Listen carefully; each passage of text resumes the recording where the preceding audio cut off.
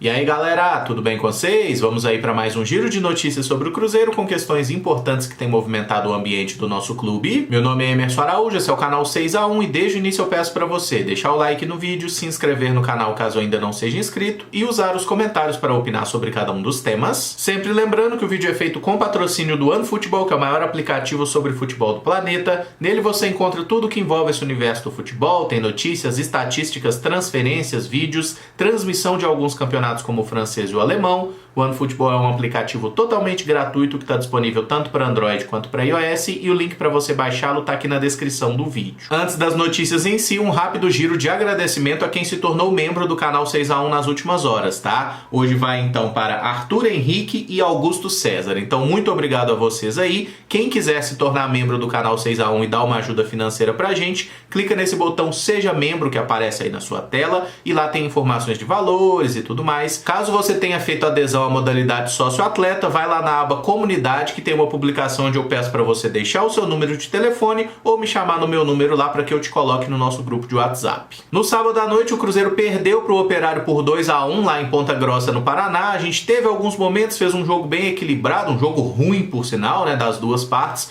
mas infelizmente falhas individuais, azar, arbitragem, tudo isso conspirou e o Cruzeiro sai com mais uma derrota que nos recoloca na zona de rebaixamento da Série B. O Cruzeiro está em 18º lugar com apenas 4 pontos conquistados. Nós seguimos 4 pontos abaixo do primeiro time que está no G4, né, no grupo de acesso para a próxima Série A, o que mostra que uma recuperação ainda não está muito distante, mas nesse início de campeonato qualquer resultado faz uma grande diferença para esse posicionamento e se a gente quiser brigar por coisas grandes no campeonato, precisa emplacar uma sequência de vitórias, começando com o duelo contra o Vasco na próxima quinta-feira. O técnico Moza falou após o jogo, classificou o resultado como uma derrota dolorida, mas enxergou coisas boas na nossa atuação, lembrou que o Operário não estava chegando com perigo à nossa área e que a gente até conseguiu controlar bem a partida com um homem a menos, mas acabou tomando gol no fim. E eu concordo que o Cruzeiro fez um jogo sem grandes sofrimentos, né? O time do Operário, mesmo tendo um homem a mais desde o primeiro tempo, não estava chegando na nossa área, não estava finalizando. O Fábio não precisou fazer grandes defesas, né? Infelizmente no lance do gol é um chute de muito longe que o Fábio escorrega e não faz a defesa. E aí abro um parêntese pra gente falar da arbitragem, porque no lance do primeiro gol do Operário aparentemente tem um impedimento. Esse atleta que tá com a setinha vermelha aí é o cara que cabeceia a bola no travessão e na sequência vem a falha do Ramon e o gol de bicicleta do Paulo Sérgio. E todo mundo tá cansado que a arbitragem na Série B é ruim, isso aí ninguém tem dúvida. Todo mundo sabe que não tem VAR também e que os erros vão acontecer para um lado ou para outro. O problema é que nesses primeiros jogos os erros só estão acontecendo contra o Cruzeiro. Nas nossas 3 derrotas na competição a gente pode reclamar de algum erro muito grave de arbitragem. Aquela estreia contra o Confiança, tem o pênalti não marcado no Ayrton no comecinho do jogo, né? Depois vem a desgraceira toda que aconteceu. Segunda rodada contra o CRB, aquela bola que ficou a dúvida, entrou ou não entrou, parece ter entrado.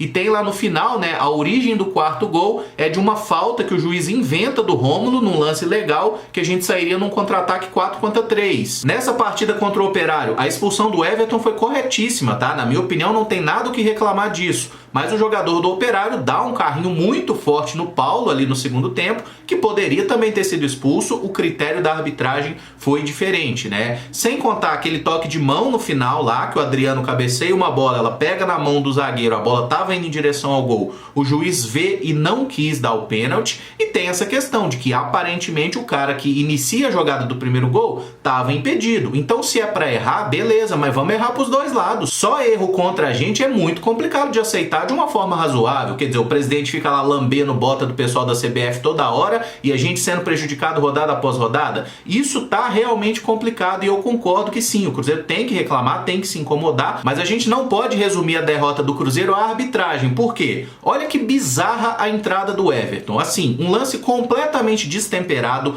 inadmissível o cara dar um carrinho daquele num jogo que estava tranquilo, era um jogo brigado, um jogo ruim, um jogo feio, mas aquela entrada do Everton foi coisa que você olha e fala assim, irmão, o que você tem na cabeça, filho? O que tá acontecendo, sabe? E a gente critica tanto o Everton por não saber zagueirar, né? Muitas vezes ele vai com o pé mole, ele é um jogador mais fraco fisicamente ainda, e claramente é um cara que tá com dificuldade nessa adaptação ao profissional. E isso é culpa do Everton? Eu acho que o Everton tem parte de culpa, mas parte de culpa é de quem pegou um garoto do juvenil, do sub-17, não deu para ele experiência no júnior e já lançou no profissional, né? Então, assim, em alguns momentos ele vai jogar direitinho, em outros ele vai fazer uma besteira. E eu temo de verdade que o Cruzeiro acabe queimando esse jogador, que a gente enxerga que tem um potencial, ele tem um talento, existe a qualidade ali. Só que se a gente apressar as coisas e não dar para ele uma maturidade, uma evolução natural na categoria, acontece esse tipo de erro. Agora o Ramon, que vê a bola passando por ele na área, em vez de cabecear para fora, cabeceia essa bola para cima e mantém ela viva no campo.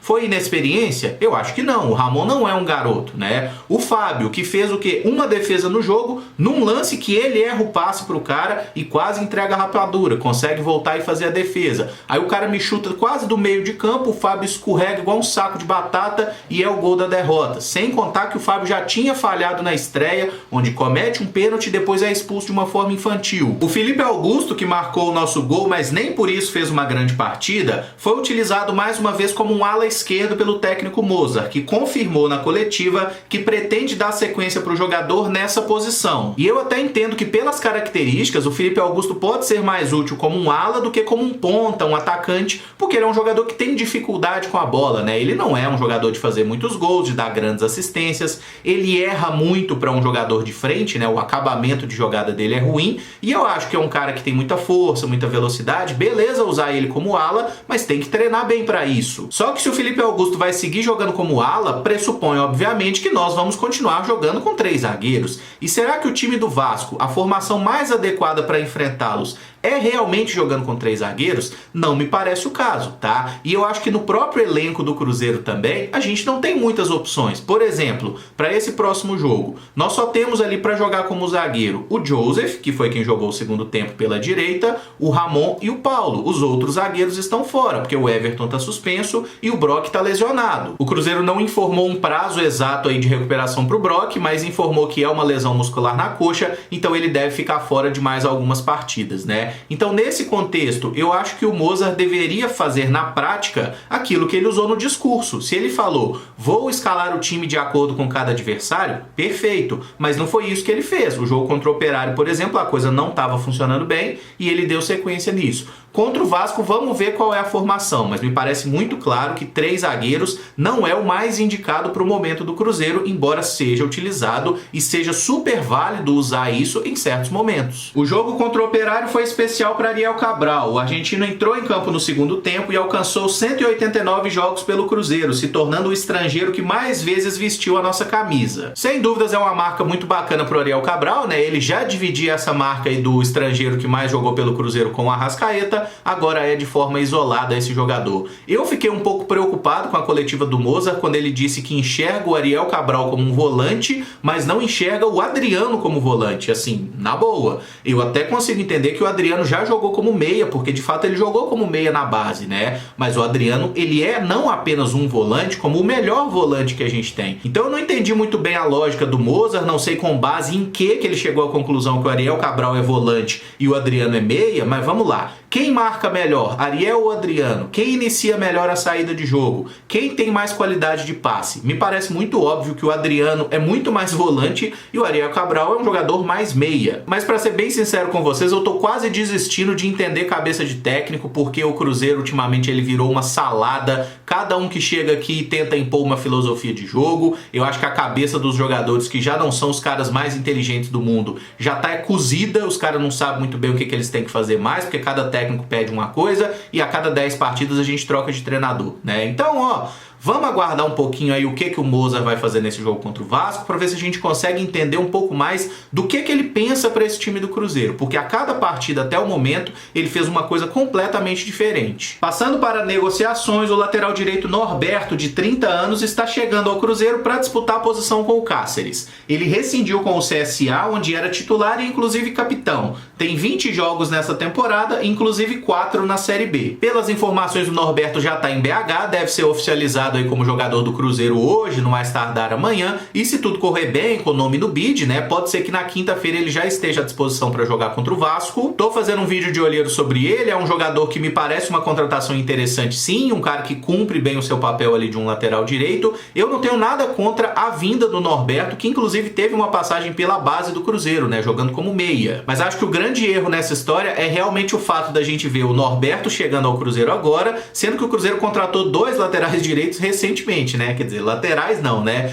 Trouxe o Clebinho, que já tá tentando inclusive devolver pro Flamengo, e trouxe o Joseph, que foi anunciado como lateral, mas desde que chegou ao Cruzeiro, ele só jogou como zagueiro, né? E a partida que ele atuou improvisado na lateral, ele fez o gol contra. Já o atacante Keké não vai ficar no Cruzeiro. Ele foi reprovado nos exames médicos por estar com um edema no pé que necessitará de cirurgia. Como deve ficar pelo menos 2 meses fora dos gramados, a contratação não foi adiante. E aí eu fiquei triste por essa não vinda do Keké, porque acho que é um jogador que realmente poderia fazer uma fumaça, ser uma alternativa interessante ali pro nosso ataque, né? E viria nos moldes de negócio que eu gosto bastante, que é o empréstimo com opção de compra. Infelizmente não dá certo, se o cara tá machucado, não tem que contratar mesmo. Paciência, segue a vida, quem sabe em outra oportunidade ele possa vir pro Cruzeiro. Segundo Samuel Venâncio, da Rádio Itatiaia, o goleiro Lucas França deve ser emprestado ao Guarani. As negociações estão avançadas e o jogador deve assinar contrato nessa terça-feira em Campinas. Eu não tenho nenhuma dúvida que o Lucas França é um bom goleiro, tá? Mas acho que nesse momento especificamente seria uma boa ideia ele ser emprestado, justamente porque a perspectiva de jogar no Cruzeiro, ela é pequena, né? A gente deve lembrar que aquele jogo contra o CRB, ele realmente comete a falha no primeiro gol do time alagoano, isso aí é um fato. Os outros gols eu não vi culpa nenhuma, mas acho que eu já entendi como é que funciona a cabeça da maioria da torcida do Cruzeiro. Se é um jogador jovem que falha, ele não vale nada, não presta, é um lixo. Se é um jogador experiente, aí foi um azar, um acidente de percurso, pode acontecer com qualquer um, né? Mas eu acho uma boa ideia o empréstimo do Lucas, acredito que ele vai ter uma sequência de jogo no Guarani, e aí a gente tem a opção do Vitor Eudes, que eu acho que também é um bom goleiro, e o Vinícius sendo o terceiro goleiro, que também é um bom goleiro, além do Denis, que é o goleiro do Sub-20, mas se precisar de uma emergência, da gente perder os outros goleiros, pode botar o Denis, que acho que a gente tá bem servido. Quem também pode jogar no Bugre é o volante Matheus Neres. Segundo o Globo Esporte, o Guarani tem interesse no jogador para levá-lo por empréstimo até o final da temporada. Seu contrato com o Cruzeiro vai até dezembro de 2022. É outro caso que eu acho que pode ser uma boa aí. O Guarani aparece como uma boa solução para levar alguns atletas do Cruzeiro que estão meio sem espaço, né? Desde que chegou o Flávio, já tendo o Adriano, agora voltando o Giovani, que tá jogando como volante também, o Matheus Neres foi pro final da fila, perdeu espaço realmente. Acho que é um jogador que tem sim suas virtudes, mas nesse elenco do Cruzeiro é um cara que já tá meio marcado por algumas atuações ruins no Campeonato Mineiro, então eu vejo com bons olhos uma saída por empréstimo aí no Guarani. Se ele fizer uma boa Série B, pode voltar, né, para jogar pelo Cruzeiro, ou pode se valorizar pra gente tentar faturar alguma coisa com uma venda, porque o Neres ainda é um jogador bem novo. E aquela reunião que estava marcada para hoje do presidente Sérgio com alguns empresários foi adiada. O Aquiles Diniz, que apresentaria ideias de clube, empresa e gestão, confirmou que o encontro foi adiado porque um dos diretores teve um problema familiar. Eu já tinha falado na semana passada pra gente não criar muita expectativa, não se empolgar demais com essa ideia, né? Enfim, aí aparece mais um problema agora com um dos diretores que estaria presente, adia essa reunião. Só que é muito importante a gente entender que mesmo se a reunião acontecesse, se ela fosse um sucesso, se a coisa caminhasse de vento em polpa, né? Nada disso aconteceria a curto prazo. Então esses problemas que o Cruzeiro tem hoje, salário atrasado, dívidas na FIFA, essas questões,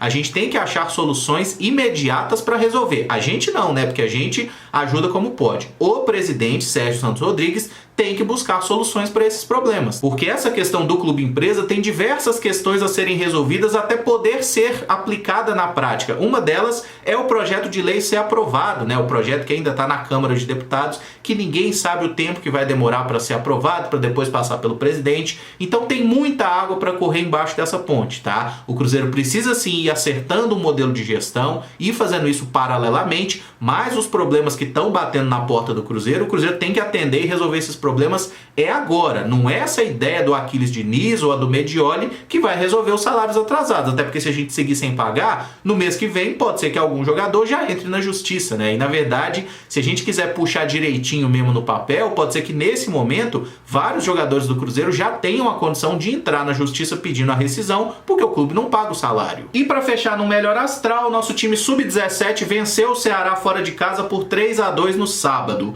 Ícaro, Vitor Roque e Joseph marcaram nossos gols, e o Cruzeiro precisa de uma vitória nas 2 rodadas finais para garantir a classificação para as quartas de final. É realmente só um desastre que tira a gente aí do mata-mata, tá? Porque o Cruzeiro já se colocou numa condição favorável, são 4 pontos de vantagem para o primeiro time fora ali do G4, então se a gente ganhar uma das 2 partidas, tá garantido no mata-mata. Pra gente ficar fora, só se tropeçasse nos 2 jogos, né, uma derrota e um empate, e aí o Grêmio ou o Bahia ganhassem as 2 partidas. E o nosso time feminino goleou o Bahia por 4-0 ontem no Sesc Venda Nova e saiu da zona de rebaixamento. Esquerdinha, Vanessinha, Mariana Santos e Thalita marcaram os gols que nos tiram do desespero. Na quinta-feira será a última rodada e a conta é muito simples. Se o Cruzeiro ganhar do Santos, as cabulosas estão garantidas na primeira divisão. Em caso de empate, o Cruzeiro vai a 13 pontos e provavelmente fica na Série A também. Isso porque Botafogo e São José, que também podem chegar a 13 pontos, precisariam fazer aí grandes goleadas para nos ultrapassar em saldo. Tem uma possibilidade muito grande do Cruzeiro ter garantido a permanência na Série A com essa vitória de ontem, tá? Pode ser que baste,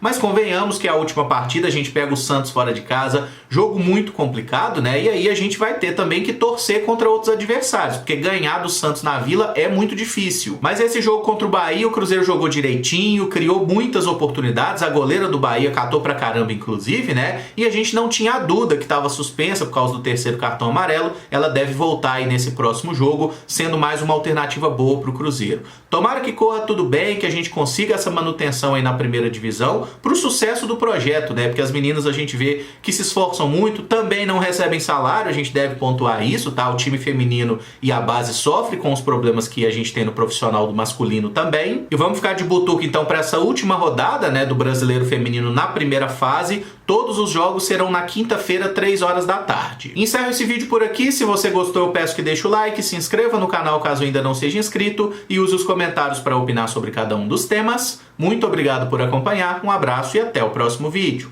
Valeu!